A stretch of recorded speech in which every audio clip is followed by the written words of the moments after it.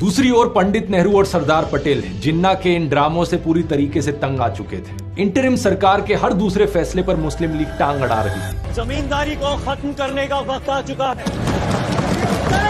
जमींदारों का अपनी जमीन पर कानूनी हक है जिसे सरकार छीन नहीं सकती। सरकार को काम करने ही नहीं दिया जा रहा था और पूरे देश भर में खबर सुनने को मिल रही थी दंगों की। इस सब के चलते नेहरू और सरदार पटेल ने आपसी बातचीत करके इस इंडिपेंडेंट पाकिस्तान के विचार को स्वीकार कर लिया था। उन्होंने ये देख लिया था कि अगर सरकार इसी तरीके से आगे चलती रही तो ये देश किसी भी लायक नहीं बचेगा। इसलिए कांग्रेस पार्टी में सभी लोग आखिरकार पाकिस्तान को एक इंडिपेंडेंट स्टेट के रूप में मानने वाले प्लान को स्वीकार कर लेते हैं। लेकिन एक इंसान अभी भी इसके सख्त खिलाफ थे, महात्मा गांधी। गांधी अपनी तरफ से अभी भी पूरी कोशिश कर रहे थे कि देश का बंटवारा ना हो, देश को यूनाइटेड रखा जा सके। 1 अप्रैल 1947 को इसी मामले में गांधी माउंटबेटन से मिलते हैं। इस मीटिंग की कई सारी ओरिजिनल फोटोज और वीडियोस एक्चुअली में मौजूद हैं, जिन्हें आप स्क्रीन पर देख सकते हैं। गांधी माउंटबेटन से रिक्वेस्ट करते हैं कि प्लीज इंडिया का बंटवारा मत करो। Please not do it, don't do it. Mountbatten जवाब में कहते हैं कि बंटवारा करना उनका आखिरी विकल्प है। वो ये तभी करेंगे जब इसके अलावा कोई और रास्ता नहीं बच जाएगा,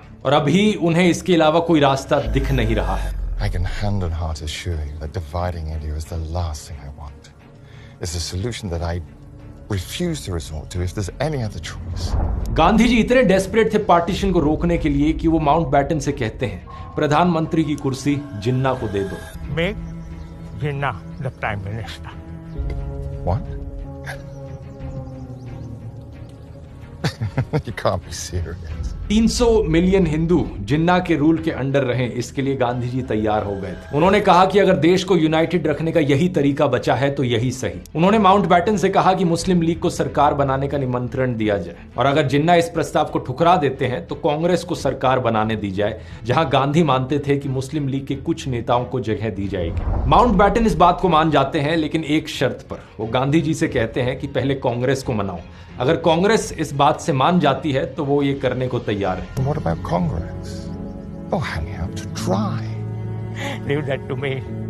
Jawahar and Sardar are like my sons. At my word, they will do or die. Gandhi ji बड़े कॉन्फिडेंट थे कि पंडित नेहरू और सरदार पटेल उनकी सुन लेंगे। वो उनके पास जाते हैं ये ऑफर लेकर, उनसे रिक्वेस्ट करते हैं कि जिन्ना को प्रधानमंत्री बनने दिया जाए। कुर्सी ज्यादा प्यारी है क्या देश? अब इस बात का भी जवाब देना पड़ेगा बापू। तो देश रखो और कुर्सी जिन्ना को दे दो। लेकिन नेहरू और सरदार पटेल दोनों देख चुके थे कि जिन्ना किस टाइप का इंसान है। इंटरिम सरकार में महीनों तक मुस्लिम लीग के साथ काम करने के बाद वो किसी भी हालत में इस चीज को स्वीकार करने को तैयार नहीं थे। दोनों पंडित नेहरू और सरदार पटेल गांधी जी की इस रिक्वेस्ट को ठुकरा देते हैं। जीवन भर आपके पीछे चलता रहा, माफ कर जाओ, आज नहीं चल पाऊंगा। Sacrifices so many cannot be, will not be forgotten in the face of the ambition of one man.